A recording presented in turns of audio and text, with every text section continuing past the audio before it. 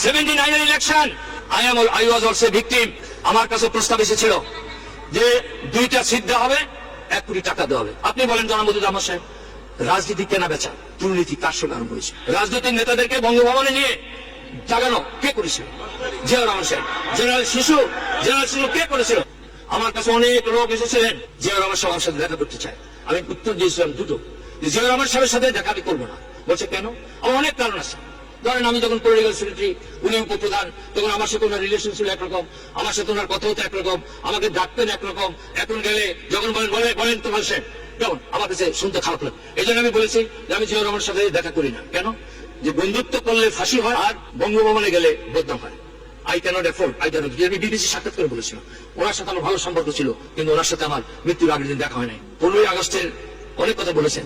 Beneficiary কে? এটার beneficiary কে? আজকে খুনিদেরকে চাকরি দিয়েছিল কে? আজকে জেল কিলিংয়ের পরে চাকরি দিয়েছিল কে? আজকে 4 জাতীয় নেতা যারা এই দেশের স্বাধীনতার নেতৃত্ব দিয়েছে, কিন্তু কি করে এবং কি করে ইন্ডেমনিটি তো আপনি বলেছেন খন্দকার মুস্তাক করেছে, পার্লামেন্টে পাস করেছে কে? আপনারা।